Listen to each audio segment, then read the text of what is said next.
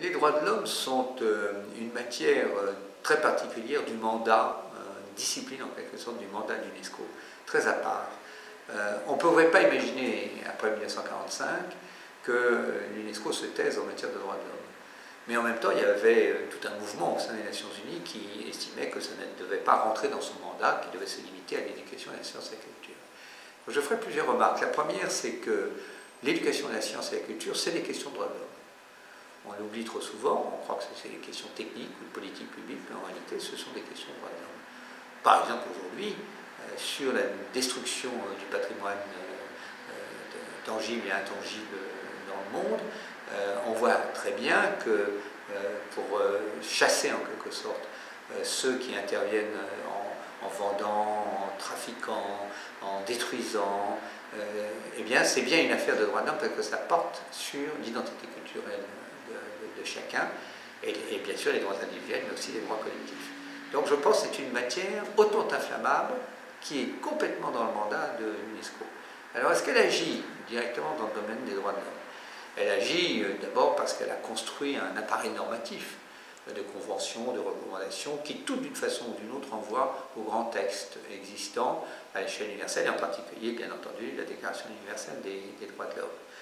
Mais ce que les gens ne connaissent pas, ne savent pas, c'est que l'UNESCO a mis en place un mécanisme d'analyse et d'étude des plaintes en matière de droits de l'homme. L'UNESCO, quand j'étais à la direction générale, je recevais des plaintes. Et ces plaintes, bien sûr, on les traitait selon la diplomatie classique qui consistait à profiter d'un voyage dans l'État concerné pour plaider la cause d'eux, toujours d'ailleurs en étroite coordination avec le ministère des Affaires étrangères. Mais il y a des plaintes qui peuvent être reçues et discutées entre États membres, à huis clos certes, mais entre États membres. Et ce sont notamment ça porte beaucoup sur les droits collectifs, mais on a aussi des requêtes sur des droits individuels, sur des personnes qui sont emprisonnées, des journalistes, des professeurs, des universitaires, donc qui sont des populations normales qui relèvent de l'UNESCO, mais dans lesquelles il y a un mécanisme de plainte avec une instruction des plaintes, et ça s'appelle le comité pour la recommandation de l'UNESCO qui se réunit à chaque fois que le Conseil exécutif se réunit. C'est comme un organe annexe du Conseil exécutif. Alors, sur la Déclaration universelle des droits de l'homme, eh bien, j'ai souhaité que le 10 décembre, le Conseil d'administration de la Commission se réunisse.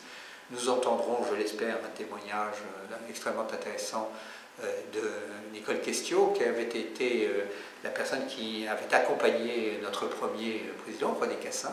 René Cassin, en effet, est l'un des rédacteurs de la Déclaration universelle des droits de l'homme, mais il a été aussi président de la Commission nationale française pour l'UNESCO. Et donc il m'a paru intéressant d'avoir par un témoin comment, je dirais, notre président de la Commission nationale a travaillé sur la Déclaration universelle des droits de l'homme. Et puis je ferai porter aussi la priorité sur la question des femmes. Je suis extrêmement, d'abord rappeler que 2 femmes ont participé à la rédaction de la Déclaration universelle des droits de l'homme. Ce n'est pas qu'une affaire d'hommes, c'est une affaire aussi de femmes. Ça n'a pas été facile. Et si vous voulez, il y a au jour d'aujourd'hui, il y a des problèmes de fond sur la protection notamment des femmes, et je pense en particulier aux femmes battues, aux femmes assassinées. J'ai programmé pour la courant de l'année prochaine un colloque à l'UNESCO sur cette question. Et enfin, je terminerai en rappelant que la Commission nationale française pour l'UNESCO a choisi Olympe de Gouges comme l'anniversaire qui sera célébré en 2020 par toute l'UNESCO. Cette femme a été décapitée, comme vous le savez, cette figure symbolique a été décapitée. Elle était l'auteur de la Déclaration universelle des droits des femmes, il serait temps de le rappeler. Elle a sa place, à mon avis, au sein du Panthéon, elle doit être panthéonisée. Elle a été d'un courage, c'est l'indépendance aussi, elle s'est comportée comme une femme libre dans une époque très difficile, ça lui a coûté la vie. Et je trouve que pour célébrer la Déclaration universelle des droits de l'homme, c'est peut-être pas mal de célébrer le parcours d'une femme absolument d'exception.